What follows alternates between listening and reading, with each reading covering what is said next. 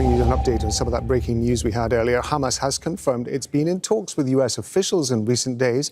It's agreed that Israeli soldier Edan Alexander, who holds dual American citizenship, will be released. Hamas says it's parts of negotiations aimed at reaching a ceasefire with Israel, reopening the Gaza Strip's borders and allowing the entry of humanitarian aid. Hamdah Salhut is joining us from the Jordanian capital, Amman. She's there because the Israeli government and the Palestinian Authority have banned Al Jazeera from reporting inside Israel and the occupied West Bank. A couple of things to notice here. We're talking specifically about a captive who has dual Israeli-American citizenship, but also we're talking about Hamas having direct talks with the U.S.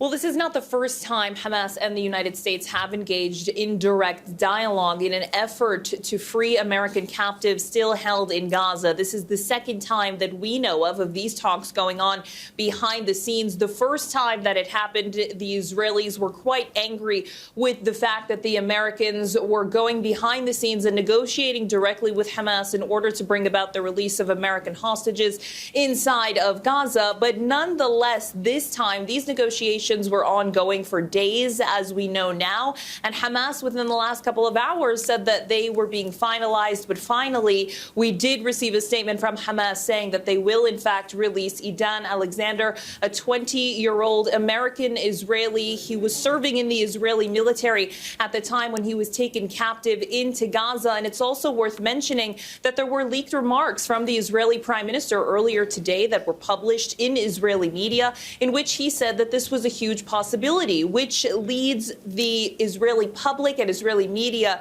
to make the assertion that the Israelis were notified by the Americans about this stuff happening behind the scenes. And the Israelis think that this is a gesture Hamas is trying to put forward to the Americans, but specifically to U.S. President Donald Trump, so that the mediators can really try and put together a comprehensive ceasefire deal that's going to end the war, because those talks have been at a stalemate since the Israelis broke the ceasefire deal back in March. Hamdah, you mentioned earlier on that the first time it was discovered that Hamas and the U.S. were having talks, Israel was very angry about that. One wonders how they're going to react this time round. And of course, it then leads on to questions about the remaining captives being held in Gaza.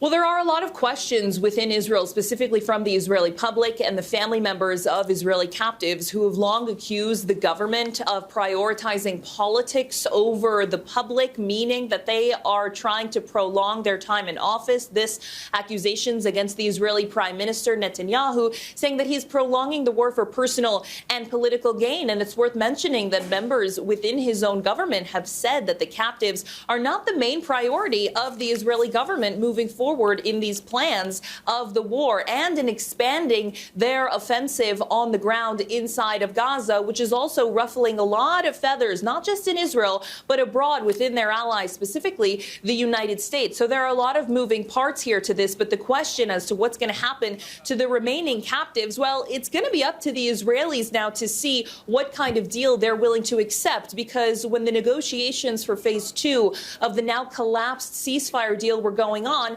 Hamas had said that they were willing to release all of the remaining captives, all of those who are alive, and the remains of those who are deceased in one large exchange on the first day of that second phase. But the Israelis said no, because in exchange, Hamas wanted a complete end to the war, a ceasefire deal that would see an end to the Israeli aggression on the Palestinian territory. But the Israelis said that that was not going to happen, that that was not going to be the case. So those negotiations have still been at a stalemate. And while mediators were trying to put the pressure on both parties to get back to the table, the Israelis were already drawing up new plans, even during the ceasefire deal, while it was still ongoing, these new battle plans for Gaza. And just last week, approving this massive expansion for ground operations inside of Gaza, in which the Israelis said they not only want to achieve their goals of the war, but they also want to conquer Gaza as a result. And the Israeli government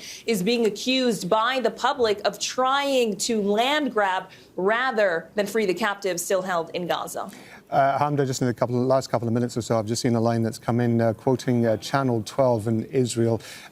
Steve Witkoff, the U.S. Special Envoy to the Middle East, ostensibly arriving in Israel on Monday as part of that agreement to release Edan Alexander. It says that, according to Channel 12 Israel, signs of Alexander's imminent release have emerged. Israel was, quote, unaware of the communications. Hamdah, I know you're going to be keeping across this for us, but for now, Hamdah Salhut, thank you very much indeed. Make sure to subscribe to our channel to get the latest news from Al Jazeera.